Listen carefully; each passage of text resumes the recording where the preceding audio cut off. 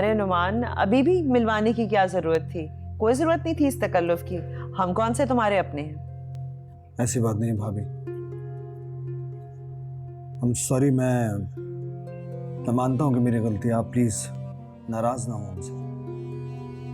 मुझे इस फैसले में सबको शरीक करना चाहिए था, जो कि मैं नहीं कर सका। लेकिन इन सब में परवाशा का कोई कसूर नहीं। जी भाभी, मैंने तो नुमान से कहा था बड़ों की रजामंदी और दुआओं से ही कोई फैसला कीजिएगा, अगर जो इन्हें मुनासिब लगा। नुमान, क्या हम तुम्हारी खुशी में खुश ना होते? हाँ, तुमने तो हमारे साथ बहुत गैरों हमारा सलूक किया, खासतौर पे मेरे साथ। अरे बाकियों का तो पता नहीं, लेकिन अगर तुम मुझे कहते ना नुमान, तो मैं सर के बल चलकर जाती इसके घर रिश्ता मांगने के लिए। अरे और ऐसे धूमधाम से तुम लोगों की शादी करती मैं। नहीं भाभी, मुझे वैसे भी धूम धड़क्का नहीं चाहिए था। बस एक जरूरत थी जो मैंने पूरी कर ली। और वैसे भी दुनिया को बुलाने का या ढिंढोरा पीटने से क्या फायदा होता? मैं ये सब तुम्हारे लिए नहीं कह रही नुमान। तुम्हारी पहली शादी नहीं है, दूसरी है, लेकिन इस बेचारी की तो पहली है। अरे लड़कियों के कितने अरमान होते हैं जो वो शादी पे पूरा करना चाहती हैं। और ये क्या सोचती होगी कि नुमान के घर वाले कैसे, वो उसके लिए कुछ भी नहीं किया इन्होंने। नहीं भाभी, ऐसी कोई भी बात नहीं है। वो एक्चुअली मैंने ही नुमान को मना किया था। धूम धड़ाका तो मुझे भी पसंद नहीं। ये वो लोग करते हैं जो अंदर से खोखले होते हैं। ऐसा करके वो अपने एहसास कमतरी को तस्कीन दे रहे होते हैं। अल्लाह का शुक्र है मुझे और नुमान को अपनी ज़ात पर एतमाद है। तुम्हें अपनी ज़ात पे एतमाद है तो मुझे भी अपनी सलाहियतों पर कोई शुबा नहीं है। देखते हैं मैदान किसके हाथ रहता है।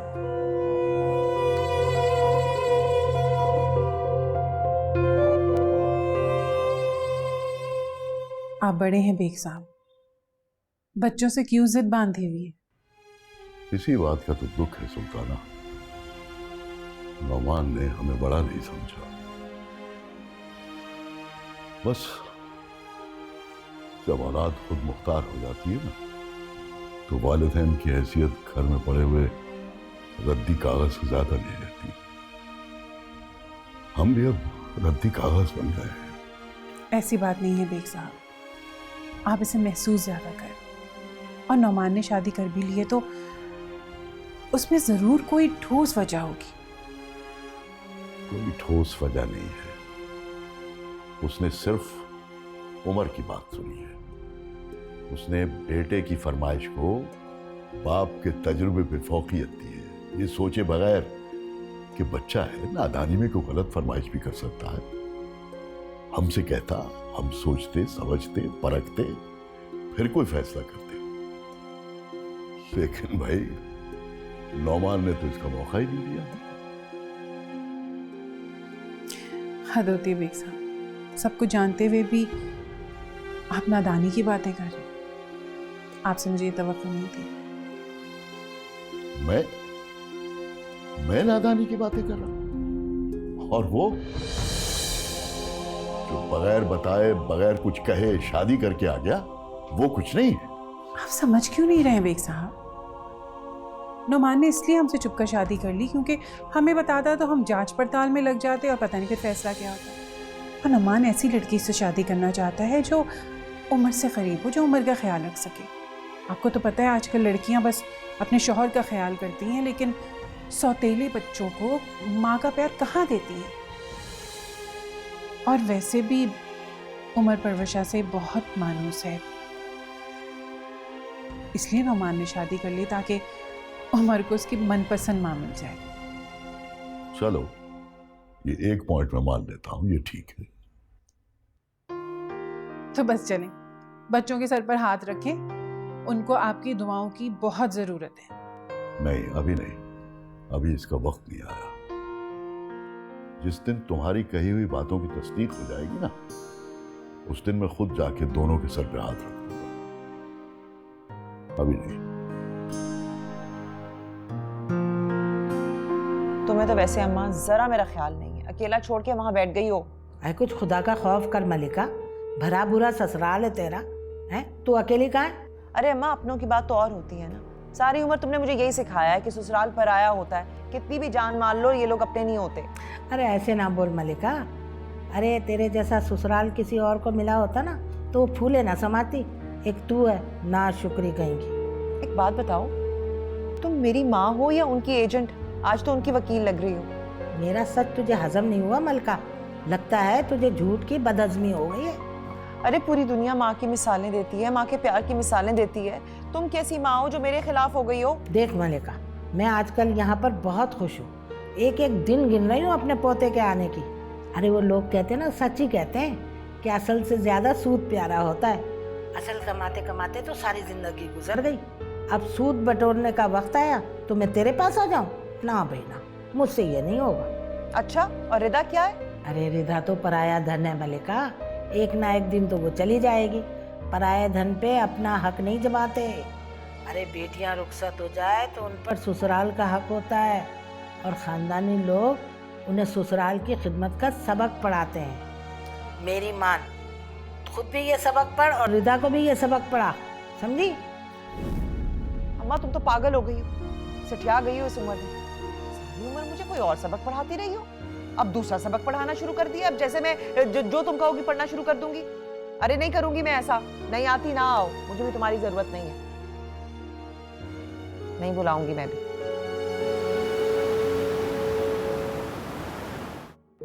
हाँ, मैं अपना बहुत ख्याल रखती हूँ। यहाँ सब एक दूसरे का ख्याल रखते हैं। आप वहाँ अकेले हैं, आप अपना ख्याल रखें। सब मुझसे बहुत मोहब्बत करते हैं। मैं बहुत खुश हूँ और आपको बहुत याद करती हूँ। नीतू, बाय।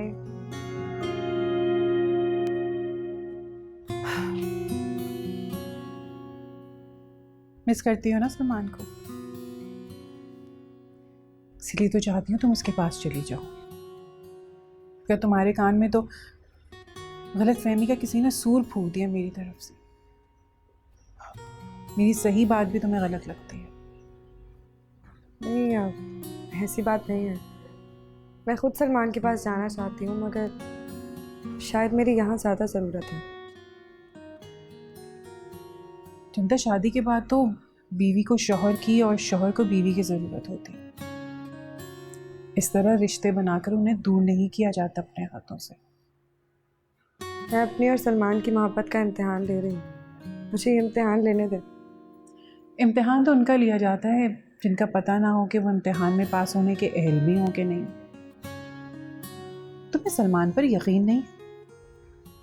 उन्होंने तो मुझे अपनी किस्मत से लड़के हासिल किया है। मुझे उन पर खुद से ज़्यादा यकीन है। तो बस बेटा,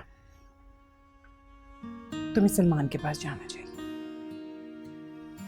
सलमान भी यही चाहते हैं। उन्होंने तो मेरा वीज़ा तक भेज दिया है। मेरे सारे डॉक्यूमेंट्स रेडी हैं।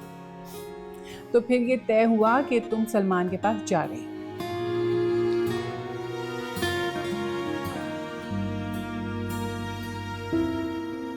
एक बार उस्मा को मना क्या कर दिया, मुझे नाश्ता नहीं करना, तो किसी ने पलट कर पूछा तक नहीं। अरे क्या था अगर आकर कोई पूछ ही लेता, मलका नाश्ता क्यों नहीं किया? अच्छा कब तक करोगी, कहो तो कमरे में भिजवा दूं।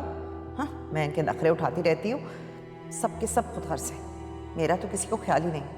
अब मैं भी इस कमरे से उस वक्त तक नहीं निकलूंगी जब तक किसी को एहसास नहीं होता, जब तक कोई पूछने नहीं आता।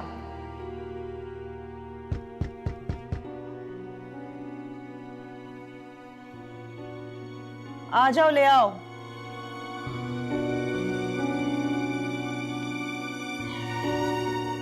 एक्सक्यूज मी, आप नाश्ता करने नहीं आई तो मैंने सोचा आपसे पूछ लूं। आप अभी तक नाराज हैं? चलो किसी को ख्याल तो आया, वरना मैं तो समझ रही थी कि नई बहू के आने की खुशी में उसकी आवभगत में लग के पुरानी को भूल गए सब। आप किसी के बुलाने का इंतजार कर रही थी? अरे मैं क्यों करूंगी किसी का इंतजार? आप माने या ना माने, मैंने आपकी चोरी पकड़ ली है। अरे वो, आपको पता है कि ऐसे लोग जब नाराज होकर बैठ जाते हैं और वो ये इंतजार करें कि कोई उन्हें मनाने आएगा, तो इसका क्या मतलब हुआ? मतलब की बात है मुझे नहीं पता, मैंने कभी किसी से कोई मतलब नहीं रखा, हमेशा दूसरों का ख्याल किया है। मगर मैं लफ्ज़ों को समझती हूँ, खामोशी पर ध्यान देती हूँ। इसीलिए मुझे पता है कि ऐसे लोग लड़ाई झगड़ा नहीं चाहते। कभी कभी नाराज हो जाते हैं, वो ये देखना चाहते हैं कि कौन उनसे प्यार करता है या नहीं। एनीवे, मैंने आपके लिए नाश्ता रेडी कर दिया है, आप कर लीजिएगा। रेडी कर दिया है। यही चिकनी चुपड़ी बातें करके इसने नुमान को फंसाया होगा। देखती हूँ इसकी बातों में कितना असर है। नाश्ता रेडी कर दिया, मुझे नहीं करना नाश्ता। क्या भाई, चंदा ने तो हमें बताया तक नहीं। ये क्या होता जा रहा है हमारे बच्चों को? सारे फैसले खुद से खुद करने शुरू कर दिए। नहीं बेग साहब, हमारे बच्चे तो हमसे ज़्यादा पढ़े लिखे और समझदार हैं।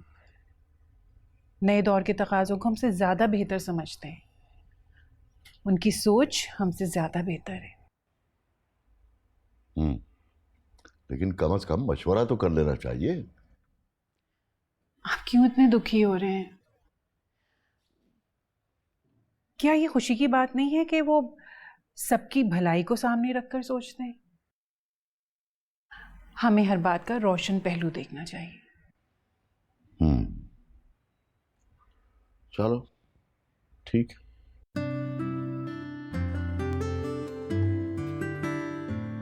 बेग साहब से मेरी बात हो गई है। बस तुम अब अपनी सारी तैयारी कर लो, कभी भी तुम्हारा टिकट लेके आ जाएंगे। हैं? ये सुल्ताना बीबी चंदा के कमरे में? कहीं इनकी दोस्ती तो नहीं हो गई फिर से? चंदा खफा होने का ड्रामा तो नहीं कर रही थी मेरे साथ? बेवकूफ बनाती रही है मुझे। सुनाई तो दे क्या बातें हो रही हैं इनकी। तैयारी तो थोड़ी बहुत है, मगर घर की टेंशन लगी रहती है। घर की टेंशन छोड़ो बेटा, और ऐसे भी अपने शौहर को परदेश में इतना अकेले नहीं छोड़ते। वो जो गोरी चमड़ी वाली चुड़ैलें हैं ना, चिमट जाती हैं, छोड़ती नहीं है आसानी से। नहीं नहीं, सलमान ऐसे नहीं है, मुझे उन पर पूरा एतमाद है। अल्लाह तुम्हारे एतमाद को हमेशा कायम रखे। तुम खुश रहो हमेशा। बस तैयारी कर लो अपनी।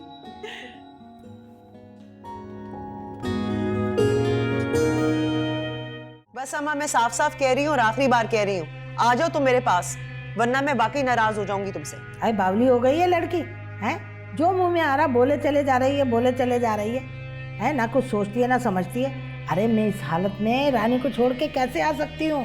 तुम्हें बहू अपनी सगी बेटी से ज्यादा प्यारी हो गई अम्मा। अरे समझा करना, इस वक्त जरूरत है उसको मेरी। और मुझे? मेरा ख्याल नहीं है तुम्हें, मुझे तुम्हारी जरूरत है अम्मा। मैं तुम्हें यहाँ पे भंगड़े डालने नहीं बुला रही हूँ, बहुत अकेली हो गई हूँ मैं यहाँ पे, जरूरत है मुझे तुम्हारी। अरे तू अकेले कहाँ से हो गई? इतने सारे लोग हैं घर में, हैं? मेरी मां तू चंदा से बना के रख, बहुत समझदार बच्ची है वो, बहुत ख्याल रखेगी तेरा। वो तो जा रही है सलमान के पास। अरे मेरी मां, वो भी तो आई है परूषा, उससे दोस्ती कर ले तू। अरे तौबा करो अम्मा, तुम नहीं जानती वो बहुत तेज है, लाल मिर्च की तरह। हाँ। क्यों?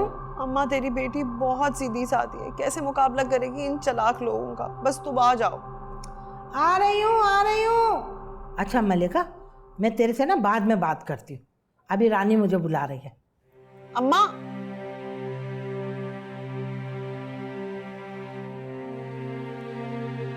अल्लाह बचाए, क्या करूं? लगता है चंदा से ही बात करनी पड़ेगी, क्या मुसीबत है।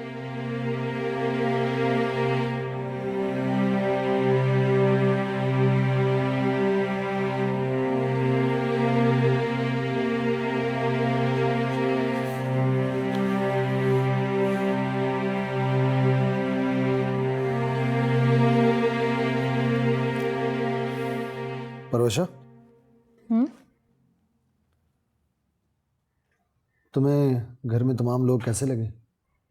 सब बहुत अच्छे हैं।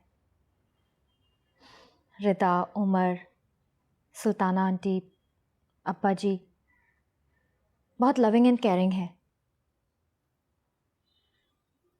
और मैं कैसा लगा? आप, जब इतने सारे लोगों में एक बंदा एवं ही निकल आए ना, तो कॉम्प्रोमाइज करना पड़ता है, तो मैंने भी कर लिया। ठीक है जनाब, तो ये ख्यालात हैं आपके अपने मिजाजी खुदा के बारे में। वाह। ओह माय गॉड, मिजाजी खुदा? नुमान प्लीज, क्या अब आप मुझसे 1901 वाले टिपिकल हस्बैंड की तरह बातें करेंगे? दौर कोई भी हो, शौहर शौहर ही रहता है। बिल्कुल रहता है, लेकिन अब मियाँ बीवी के रिलेशंस में चेंजेस आ चुकी हैं। नहीं भाई, कोई फर्क नहीं आया, कोई चेंजेस नहीं आए। आई हैं। अच्छा, फॉर एग्जाम्पल? आपने वो कहावत सुनी है, मियाँ बीवी गाड़ी के 2 पहिए होते हैं? 4 व्हील सुना है, लेकिन हाँ मैंने सुनी है, वैसे सुनी। वो सिर्फ एक मिसाल ही थी, अब ऐसा नहीं है। उस दौर में तो शौहर गाड़ी का पहिया बनकर पीछे वाले पहिए को घसीटता था, लेकिन अब सोसाइटी में दोनों साथ मूव कर रहे होते हैं। अच्छा, नमान साहब, साइकेट्रिस्ट बीवी से शादी कर ली, अब आपको लेक्चर सुनना पड़ेगा मेरे भाई। बिल्कुल सुनने पड़ेंगे जनाब। समझ गया। वैसे एक बात है, अपनी पसंद की शादी कर लेने के बाद कोई भी बड़ी उम्र का आदमी खिलंडरे नौजवान की तरह रिएक्ट करने लगता है। इस पर्टिकुलर पॉइंट पे आपका क्या पॉइंट ऑफ व्यू है मोहतरमा? नहीं, ये कहना चाहूंगी। बहुत खूब कहना चाहा आपने।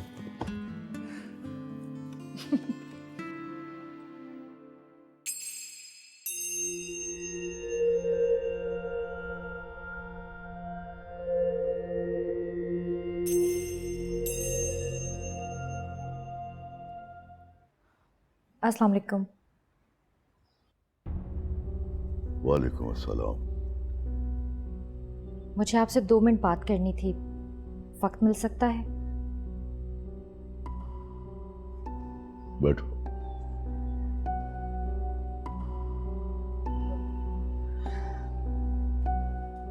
मैं इतने दिनों से आपका इंतज़ार कर रही थी कि शायद आप खुद आके मुझसे बात करें, लेकिन फिर मैंने सोचा कि अचानक से खुद से घर में आ जाने वाली बहू को रिश्तों को अपनाने में खुद ही पहल करनी पड़ती है। सो मैं चली आई। ये जो बात तुम कर रही हो, खासी समझदारी की बात है। फिर इतना अहमकाना कदम कैसे उठा लिया? इसी बात की तो माफी मांगना चाहती हूँ।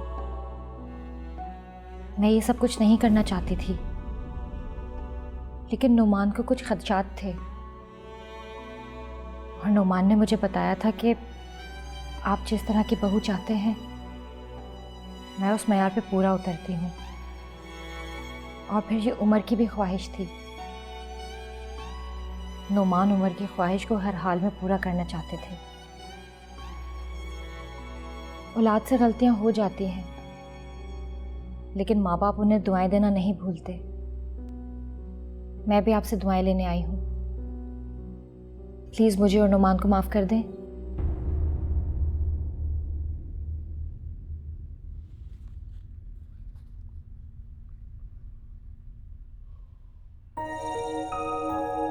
जीती रहो, खुश रहो।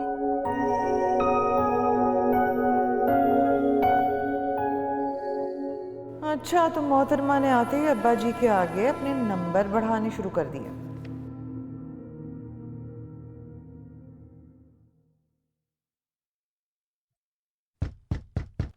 आ जाओ, कौन है?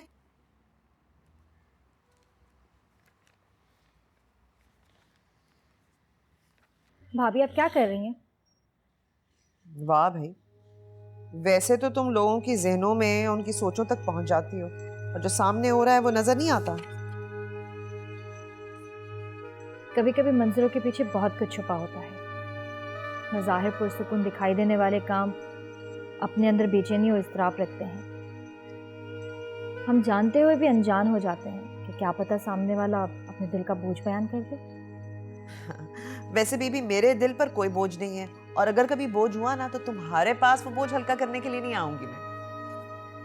हालांकि इसके लिए मैं बेस्ट ऑप्शन हूँ। अच्छा, वो कैसे? अब देखें ना, हम दोनों के बीच में रिश्तेदारी हो गई है, एक ही घर में रहते हैं और एक दूसरे से दुख दर्द भी शेयर कर सकते हैं। दोस्ती करने के लिए यही चीज़ें चाहिए होती हैं। तो आज से आप मेरी सहेली हैं। कॉमेडी बहुत अच्छी कर लेती हो तुम। देवरानी, जेठानी, सहेलियां, वाह। क्यों? देवरानी जेठानी सहेली नहीं हो सकती क्या? देखो बीबी, इस रिश्ते में सिर्फ मुकाबला होता है और एक दूसरे को नीचा दिखाने की कोशिश। हाँ, और अगर इत्तेफाक या दोस्ती होती भी है तो वो सिर्फ होती है सास और नंदों की बुराई पर। अल्लाह का शुक्र है ना हमारी सास है ना हमारी नंदे हैं, तो भला तुम खुद बताओ कि हम बैठ के सहेलियां किस बात पे बने, किस बात पे दोस्ती करें। खैर हमारी सास तो हैं सुल्ताना आंटी, और मैं अपनी दोस्ती की इमारत हेबत की बुनियाद पर नहीं रख सकती। मैं तो आपसे बेगर्ज दोस्ती चाहती हूँ। बेगर्ज दोस्ती? अरे भाई तुम ही मानो उन्हें सास, मुझे ऐसी रेडीमेड सास नहीं चाहिए। और रह गई बात ये देवरानी जिठानी के दरमियान में दोस्ती, बेगर्ज दोस्ती, अरे अरे ऐसी बातें तो ना मैंने कभी सुनी है और ना मैं सुनना चाहती हूँ। बीवी मुझे तो तुम माफी रखो।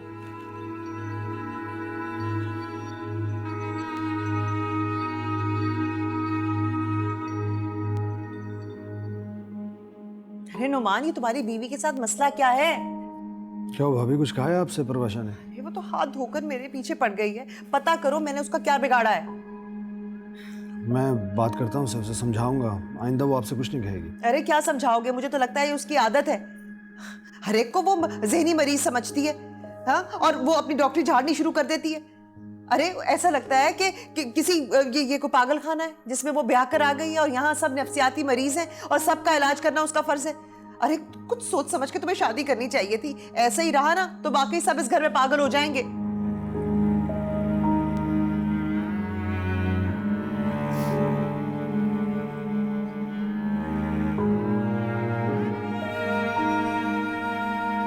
प्रभाषा, जब मैंने तुम्हें मना किया था कि तुम इस घर को घर ही समझना, अपना क्लिनिक मत बनाना, तो फिर तुमने ऐसा क्यों किया? नुमान, आप बिला वजह हाइपर हो रहे हैं। मैंने जो कुछ किया इस घर की भलाई के लिए किया है। वो एक तो जो भी इस घर में आता है उसे हमारी भलाई की फिक्र पड़ जाती है। पहले चंदा, उसके बाद में ये सुल्ताना खाला, और अब तुम। इसका मतलब है कि मलका भाभी तो आज तक हमारे साथ बुरा ही करती आई हैं। बस तुम लोग अच्छे हो, बाकी सारे लोग बुरे हैं। रिलैक्स हो जाए, गुस्से में इंसान की अकल काम नहीं करती। अच्छा, तो अब तुम मुझ पर बेअक्ली का टैग लगाओगी?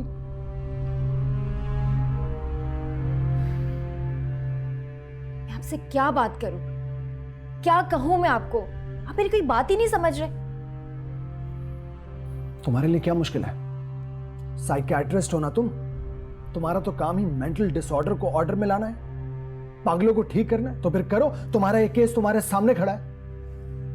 कैसी बातें कर रहे हैं आप? क्या हो गया है आपको? ठीक ही तो कह रहा हूं मैं। तुम तो पागलों के घर में ब्याह कर आ गई हो, है ना? और सबसे पहला हक मेरा है, मुझसे स्टार्ट करो ना तुम। नुमान, अगर मैं किसी की भलाई के लिए कुछ कर रही हूं तो आपको तो खुश होना चाहिए। आप तो उल्टा मुझ पर ही तंज कर रहे हैं। मैं तंग आ चुका हूं ये सब कुछ देखते देखते। पहले वो चंदा, भलाई की खातिर उसने अब्बा जी की शादी सुल्ताना खाला से करवा दी। फिर वो सुल्ताना खाला, उन्हें इस घर में आकर बिगाड़ नजर आ गया। सारी जिम्मेदारी उन्होंने संभाल ली और मलका भाभी को एक तरफ कर दिया। लेकिन आफरीन है मलका भाभी पर, आफरीन है कि उन्होंने उनकी बुराई में, बल्कि किसी की भी बुराई में एक लफ्ज तक न कहा। मैंने कब घर के कामों में दखल अंदाजी की है? मैं तो कोई काम तक नहीं करती हूँ। फिर मैं तो मलका भाभी के साथ बैठकर कुछ बातें करना चाह रही थी। उनके साथ कुछ सिटिंग्स की मैंने, ताकि मुझे पता तो चले मसला क्या है। लेकिन आप मेरी कोई बात ही नहीं समझ रहे। नुमान,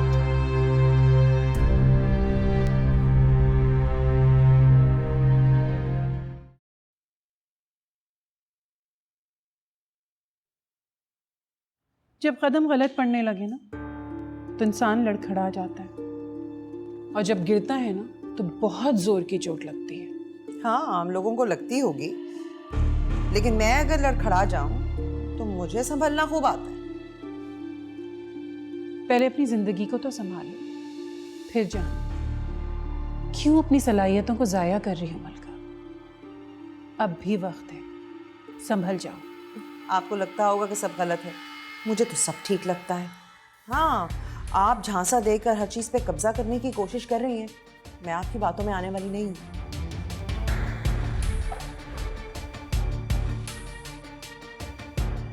ये सब कुछ तुम्हारा है मलका। ये मिट्टी पत्थर ईंट की चीजें मुझे नहीं चाहिए। सब कुछ फना हो जाएगा। असल हुक्मरानी दिलों पर होती है। मैं तो कहती हूँ कि तुम दिलों की मलका क्यों नहीं बन जाती? अरे जाके लेक्चर आप किसी और को दें, ये किताबी बातें मुझे ना सिखाएं। मैं हकीकत की दुनिया में रहती हूँ, अच्छी तरह जानती हूँ कि यहाँ पे सिर्फ पैसे की हुक्मरानी है। हाँ, किसी पर 2 पैसे खर्च कर दो, वो आपके नाम की माला जपने लगता है, आपका गुलाम बन जाता है। जेब में फूटी कौड़ी हो तो कोई नहीं पूछता। फटे पुराने कपड़े देख के तो ये फकीर ये भी आपके आगे हाथ नहीं फैलाते। बहुत नादान हो तुमसे तो बात करना ही फजूल है। तुम्हें इतना भी नजर नहीं आता कि तुम कितनी तन्हा हो चुकी हो? सारा घर एक तरफ खड़ा है और तुम दूसरी तरफ, अकेले और तन्हा।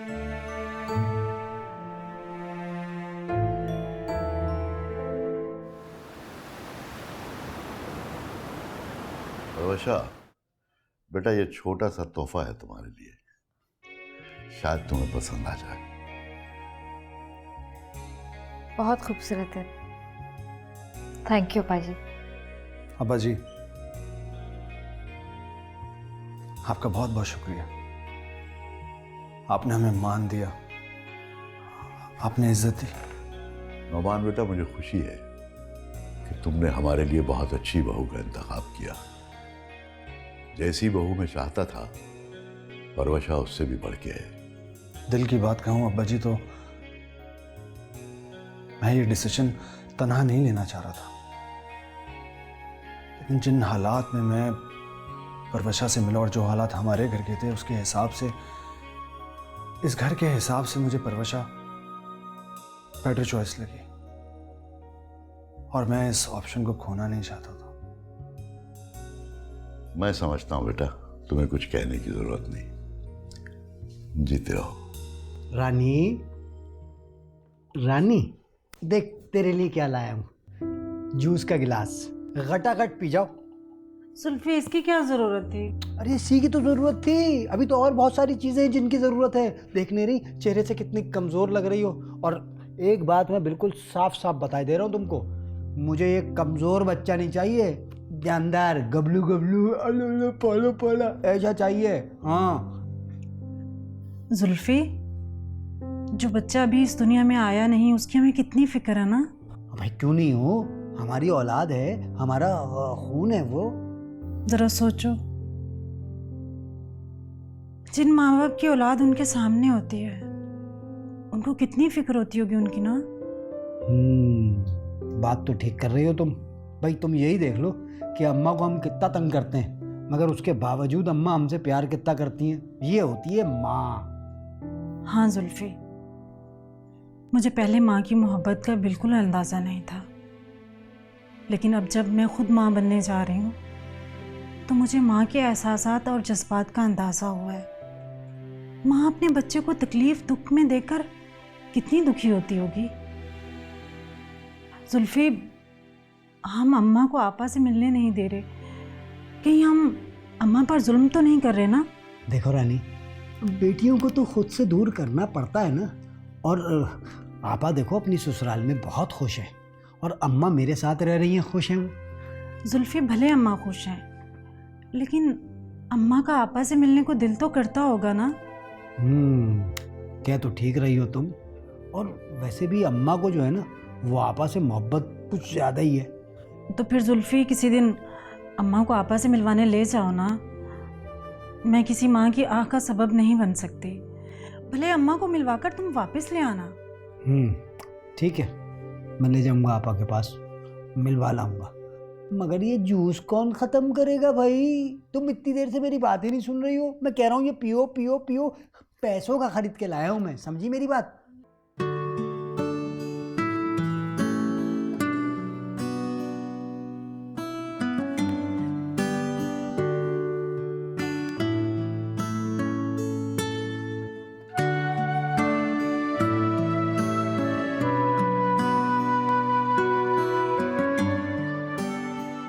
कैसे लग रहा है?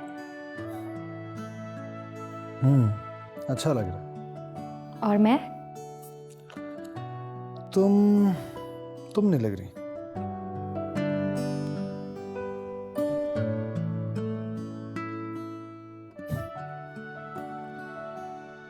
क्योंकि तुम हो इतनी प्यारी।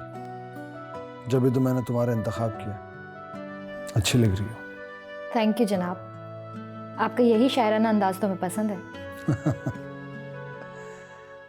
वैसे मुझे बिल्कुल भी यकीन नहीं आ रहा, मुझे उम्मीद ही नहीं थी कि अब्बा जी इतनी जल्दी मान जाएंगे।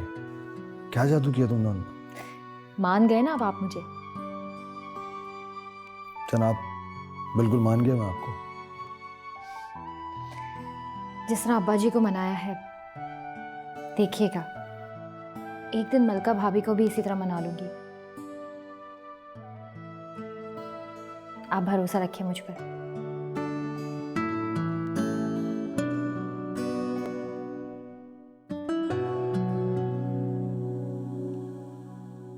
मलका भाभी, मैं उम्र और रिश्ते में आपसे काफ़ी छोटी हूँ। आपको मशवरा देने की अहल तो नहीं हूँ, मगर एक बात कहूँ, आप बुरा तो नहीं मानेंगी? देखिए, मैं, आप, परवशा भाभी, सुल्ताना खाला, हम चारों इस घर के सुकून हैं। मैं तो जा रही हूँ, पता नहीं कब वापस आऊँगी भी या नहीं, लेकिन 3 सुतून अगर कायम रहें और एक इधर उधर हो जाए तो ज़्यादा कोई फ़र्क नहीं पड़ता। अब मेरे हिस्से का बोझ भी आप सब ने उठाना है भाभी, इस ख्याल के साथ कि अब अगर एक भी सुतून इधर उधर हुआ तो ये इमारत गिर जाएगी। मेरे जाने के बाद आप लोग एक दूसरे से बहुत मोहब्बत कीजिए, खुश रहिएगा। सुल्ताना खाला भी बहुत मोहब्बत करने वाली है, परवशा भाभी भी बहुत अच्छी है। आप अगर उन दोनों से बना कर रखेंगी तो मेरी कमी कभी महसूस नहीं होगी। सब मुझे ही बातें सुनाते हैं जैसे सारा कसूर मेरा हो। हाय कौशिक, चंदा ना जाए, रुक जाए किसी तरह। इसी तरह एक दिन इकट्ठे होकर हमने सलमान और फुरकान को अलविदा कहा था। आज फिर वही वक्त है अब।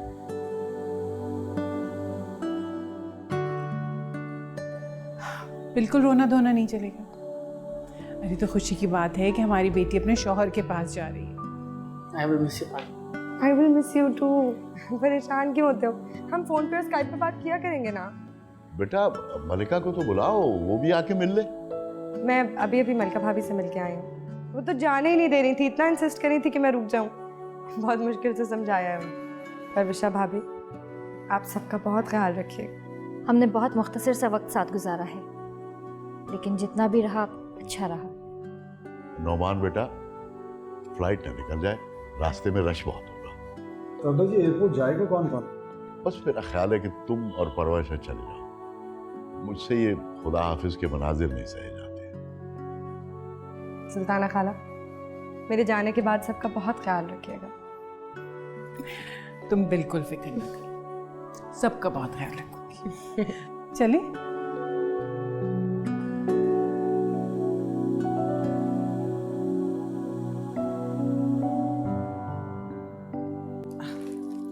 ये देखो भाई, कैसा है ये? बहुत अच्छा अम्मा, ये देख बहुत ला। प्यारा है। अम्मा ये तो बहुत खूबसूरत है और काफ़ी महंगा भी लग रहा है। अरे क्या महंगे सस्ते की बात कर रहे हो? मेरे नस्ल से ज्यादा महंगा नहीं है, समझे? और मेरा पोता पोती इस पे सोएंगे तो मेरी तबीयत खुश हो जाएगी।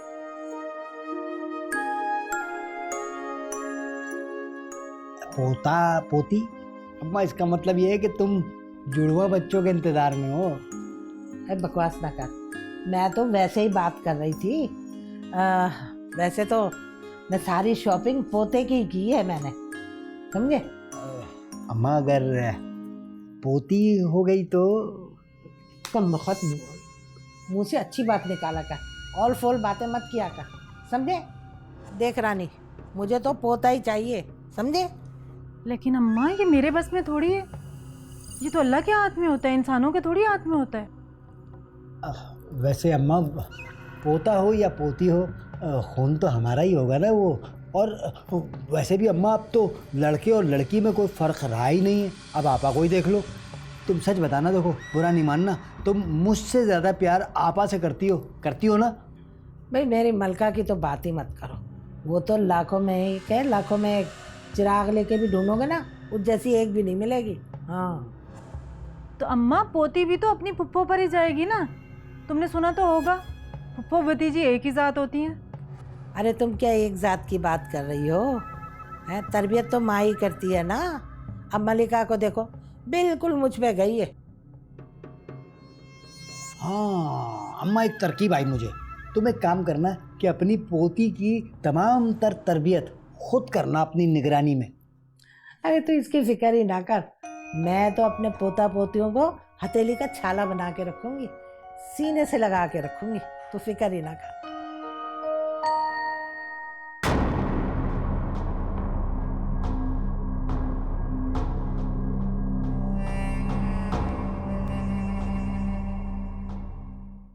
भाई मैं तो पार्टनर को बहुत मिस करता हूँ। हाँ, तुम्हारी और चंदा की दोस्ती भी तो बहुत थी ना। तुम ऐसा करो, अभी उससे स्काइप पे बात कर लो। मुझे भी बात करनी है। तुम भी बात कर लेना। मैंने थोड़ी देर पहले ही बात की है उससे, वो सबको बहुत मिस कर रही थी। जाहिर सी बात है, अभी तो वो गई है वहाँ, उसे सेट होने में थोड़ा सा तो टाइम लगेगा।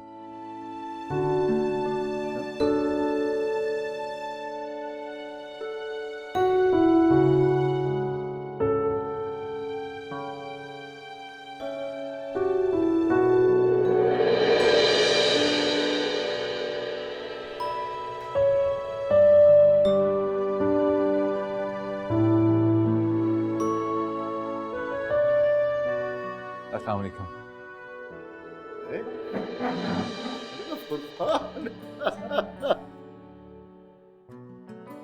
अरे बेटा, इस तरह अचानक? सरप्राइज देना चाह रहा था। अस्सलाम वालेकुम पापा। वालेकुम अस्सलाम। अरे क्या हाल है भाई साहब?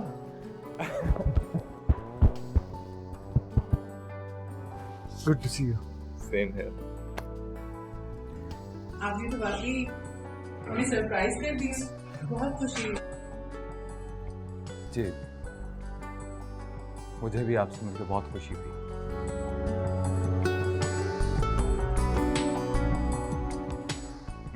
चुपके से शादी कर ली, मेरा इंतजार भी नहीं किया। हाँ भाई साहब, आपके आने का पता ही नहीं था। अगर पता होता तो डेफिनेटली इंतजार करता। चलो अच्छा किया, नए काम में देर नहीं करनी चाहिए। परवशा, आप तो मुझे भूल ही गए। कैसे भूल सकता हूँ तुझे? इधर आओ। कैसे भूल सकता हूँ मैं तुम्हें? ढेर सारे गिफ्ट लेके आऊँ तुम्हारे लिए। और मेरे लिए? भाई तुम्हारे लिए तो तुम्हारे पापा खुद आए ढेर सारे गिफ्ट्स के साथ। ये मलिका नजर नहीं आ रही।